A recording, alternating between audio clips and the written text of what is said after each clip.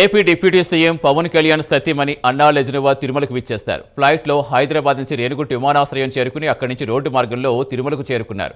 తిరుమలలో గాయత్రి సదన వద్ద అన్నా లెజనోవాకు టీటీడీ అధికారులు స్వాగతం పలికారు. అనంతరం కళ్యాణకట్టలో తలనీలాలు సమర్పించి మొక్కులు చెల్లించుకున్నారు. అక్కడి నుంచి నేరుగా వరాహస్వామి గుడికి వెళ్లి స్వామిని దర్శించుకున్నారు. రేపు ఉదయం వీఐపీ విరామ సమయంలో అన్నా లెజనోవా శ్రీవారిని దర్శించుకోనున్నారు.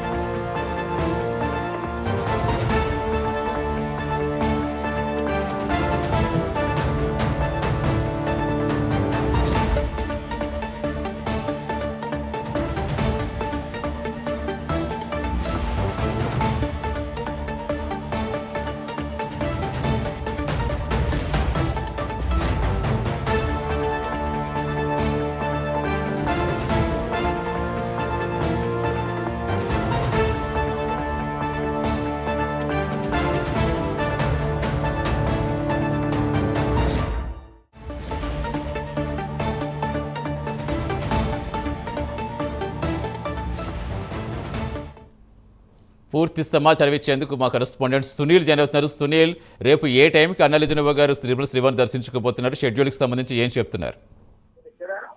సతీష్, మొత్తం మీద ఏదైతే గత వారం ఫైర్ యాక్సిడెంట్ నుంచి బయటపడ్డటువంటి AP deputy CM Pawan Kalyan కుమారుడు మార్కి శంకర్ ఆరోగ్యం బాగుపడితే స్వామివారిని దర్శించుకుంటానని చెప్పేసి ఇప్పటికే ఈ పవన్ కళ్యాణ్ సతీమణి అన్నా లెజనోవా ముక్కున్న పరిస్థితి ఉంది.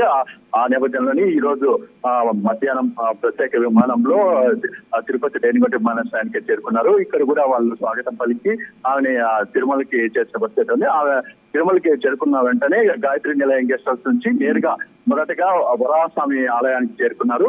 వరాహస్వామి ఆలయం చేరుకున్న తర్వాత అక్కడ స్వామివారిని దర్శించుకున్న అనంతరం నేరుగా తిరుమలలో ఉన్నటువంటి పద్మావతి అతిథి గృహం పక్కన ఉన్నటువంటి కళ్యాణ కట్టకి చేరుకొని అక్కడ తలనీలాలు సమర్పించిన పరిస్థితి ఉంది. తలనీలాలు సమర్పించేసి నేరుగా ఏదైతే తిరుమలలో ఉన్నటువంటి గాయత్రి నిలయం గెస్ట్ హౌస్ కి అయితే చేరుకున్న పరిస్థితి ఉంది. రేపు తెల్లవారుజామున సుప్రభాత సేవలో దర్శించుకుంటారని ఇప్పటికే అధికారులు ఏర్పాట్లు చేశారు. మరోవైపు విఐపీ బ్రేక్ దర్శనం చేసుకునేందుకు కూడా పూర్తిగా ఏర్పాట్లు చేసినట్టు తెలుస్తుంది. రేపు తెల్లవారుజామున మాత్రమే ఆ సుప్రభాతానికి వెళ్తారని ప్రధానంగా అధికారులు అయితే తెలుపుతున్న పరిస్థితి ఇక్కడ కనపడుతుంది. ఏదేమైనప్పటికీ మరోవైపు శ్రీవారి దర్శనానికి వెళ్ళడానికి ఆ డిక్లరేషన్ పై కూడా సంతకం చేసినట్టయితే తెలుస్తుంది. ఎందుకంటే మొదటగా తిరుమల అతిథి గృహానికి చేరుకున్న వెంటనే మొదట డిక్లరేషన్ పై మొదటి సైన్ చేసిన తర్వాతనే తిరుమలలో ఉన్నటువంటి వరాహస్వామి ఆలయానికి వెళ్ళిన పరిస్థితి ఉంది. మొదటి నుంచి వాళ్ళ ఆచారాలు మొదటి నుంచి నమ్ముతుంటారు. ఎందుకంటే ఖచ్చితంగా పవన్ కళ్యాణ్ గతంలో వచ్చినప్పుడు కూడా తన కూతురుతో కూడా డిక్లరేషన్ ఫామ్ పై ఆయన అయితే సంతకం పెట్టించారు.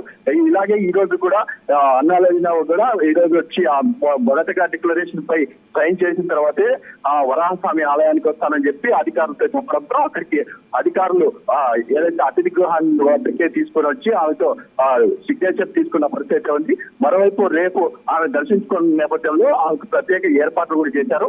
ముఖ్యంగా రేపు ఉదయం శ్రీవారిని దర్శించుకున్న అనంతరం నేరుగా హైదరాబాద్ బయలుదేరి వెళ్ళినట్టయితే తెలుస్తుంది. Satish, right, thank you Sunil.